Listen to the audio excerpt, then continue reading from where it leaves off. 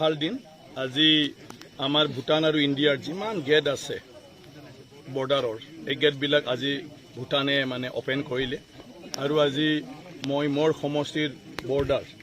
এই চামৰাঙৰ এই গেট অপেনিঙত তেখেতসকলৰ ইনভাইটেশ্যন মানে মতে মই আহিলোঁ আহি পেলাই ভাগ লৈ ভাল পালোঁ ইয়াৰ SDO ডাঙৰীয়া আছে আমাৰ মানে কিবাৰ কি কয় ভূটানৰ ভাংকাৰৰ আৰু ইয়াৰ পিছত আমাৰ বিফাৰ সদস্য আছে মেম্বাৰ আছে ভূটান ইণ্ডিয়া ফ্ৰেণ্ডশ্বিপ এছ'চিয়েশ্যনৰ আৰু বাকী সকলো সদস্য আৰু অফিচাৰ্ছবিলাক আছে আমাৰ SDPO আহিছে ভেৰগাঁৱৰ পৰা আৰু বাকী SSB আৰু অন্যান্য অফিচিয়েলছবিলাক আছে আৰু দুইটা দেশৰ মাজত ভাল এটা ৰিলেশ্যন যাতে ভৱিষ্যতলৈ আমি বজাই ৰাখি দুইটা দেশৰ বৰ্ডাৰ এৰিয়াত আমি সামাজিকভাৱে আৰু অৰ্থনৈতিকভাৱে যাতে ভালকৈ আগবাঢ়ি যাব পাৰোঁ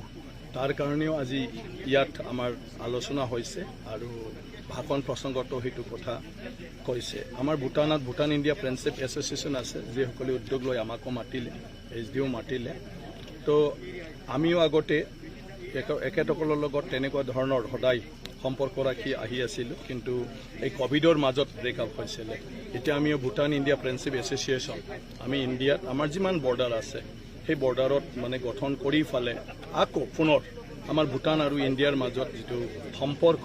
এইটো ভালদৰে গঢ়ি তুলিবৰ কাৰণে আৰু যিকোনো সমস্যাবিলাক যাতে দুইটা দেশৰ বৰ্ডাৰত থকা নাগৰিকে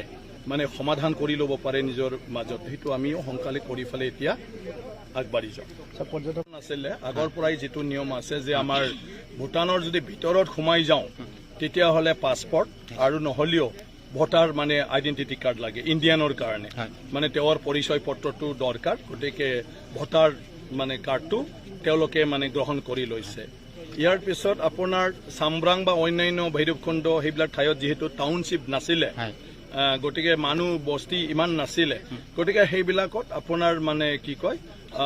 উইদাউট মানে ভোটাৰ ID হ'লেও ঘূৰিব পাৰিছিলে কিন্তু কোভিড হোৱাৰ পিছত এতিয়া মানে গোটেই চিষ্টেমবিলাক যেনেকৈ কোভিডৰ সময়ত সব জাগাতে এটা ৰেষ্ট্ৰিকশ্যন হ'ল আৰু কিছু ডেভেলপ কৰি ল'লে সেইকাৰণে কিছু আপডেট কৰি ফালে এতিয়া মানে ভূটানৰ গোটেই গেটতে মানে সেইটো কম্পালচৰি কৰি দিয়া হৈছে যে ভোটাৰ ID কাৰ্ড লাগিবই মিনিমাম ইয়াত কোনো বেলেগ নাই জাষ্ট ভোটাৰ ID তেওঁ যে ইণ্ডিয়ান চিটিজেন হয় তাৰপিছত কি পাৰপাছত যাব মানে এইখিনি ডিটেইলছটো দিব লাগিব 18 বছৰ তলত যদি হয় যাৰ ভোটাৰ ID নাই তেওঁৰ বাৰ্থ চাৰ্টিফিকেট হ'লেও হ'ব